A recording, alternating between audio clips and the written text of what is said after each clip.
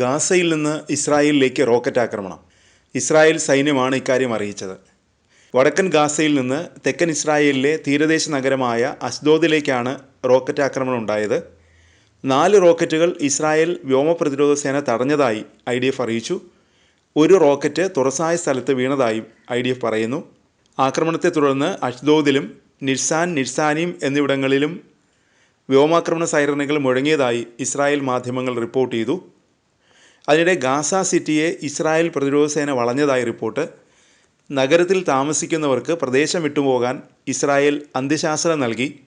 Gaza സിറ്റിയിൽ താമസിക്കുന്നവർ തെക്കൻ പ്രദേശത്തേക്ക് പോകണമെന്നാണ് ഇസ്രായേലിൻ്റെ നിർദ്ദേശം പാലിക്കാത്തവരെ ഭീകരവാദികളായി കണക്കാക്കുമെന്നും ഇസ്രായേൽ പ്രതിരോധ മന്ത്രി ഇസ്രായേൽ കാറ്റ്സ് മുന്നറിയിപ്പ് നൽകി.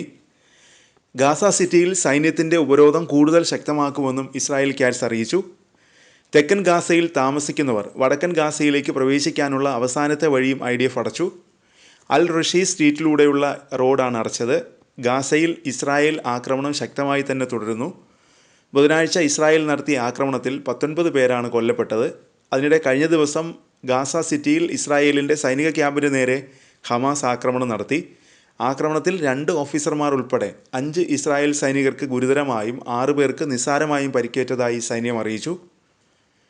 ഇസ്രായേൽ പ്രതിരോധ സേന ഗാസ സിറ്റിയിൽ ശക്തമായ ആക്രമണം നടത്തുന്നതിനിടെയാണ് ഹമാസ് തിരിച്ചടിച്ചത്.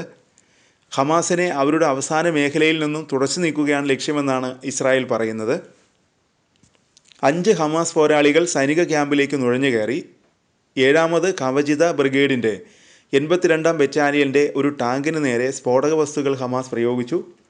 ക്യാമ്പിലുണ്ടായിരുന്ന സൈനികർ തോക്കുധാരികളുമായി ഏറ്റുമുട്ടിയെന്നാണ് ഇസ്രായേൽ സേന പറയുന്നത്.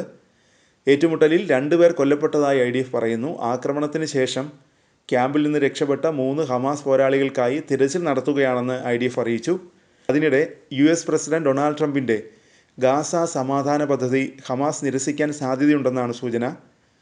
ഗാസ സമാധാന പദ്ധതി ഇസ്രായേലിൻ്റെ താൽപ്പര്യങ്ങൾ സംരക്ഷിക്കുന്നുവെന്നും പലസ്തീൻ ജനതയുടെ താൽപ്പര്യങ്ങൾ അവഗണിക്കുന്നുവെന്നും ഒരു മുതിർന്ന ഹമാസ് നേതാവ് BBCയോട് പറഞ്ഞു. അതിനാൽ പദ്ധതി ഹമാസ് നിരസിക്കാൻ സാധ്യതയുണ്ടെന്നും അദ്ദേഹം പറയുന്നു. ട്രംപിൻ്റെ പദ്ധതിയുടെ ഒരു പ്രധാന വ്യവസ്ഥയാണ് ഹമാസിൻ്റെ നിരായുധീകരണം. ഇത് ഹമാസ് സമ്മതിക്കാൻ സാധ്യതയില്ലെന്നാണ് പറയുന്നത്. ഗാസയിൽ ഒരു ഇൻ്റർനാഷണൽ സ്റ്റെബിലൈസേഷൻ ഫോഴ്സിനെ വിന്യസിക്കുന്നതിനും ഹമാസ് എതിർപ്പ് പ്രകടിപ്പിക്കുന്നതായി സൂചനയുണ്ട്.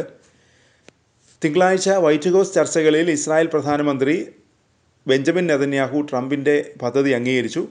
എന്നാൽ ഹമാസ് ഇതുവരെ ഔദ്യോഗിക പ്രതികരണം നടത്തിയിട്ടില്ല. വൈറ്റ് ഹൗസ് നിർദ്ദേശം ഹമാസ് പഠിക്കുകയാണെന്നാണ് ഖത്തർ വിദേശകാര്യ മന്ത്രാലയം പറയുന്നത്. ഗാസയ്ക്കകത്തും പുറത്തുമുള്ള ഗ്രൂപ്പിൻ്റെ നേതൃത്വം സമാധാന കരാറിനെക്കുറിച്ച് ചർച്ച ചെയ്യുകയാണെന്ന് ഒരു മുതിർന്ന പലസ്തീൻ ഉദ്യോഗസ്ഥൻ BBC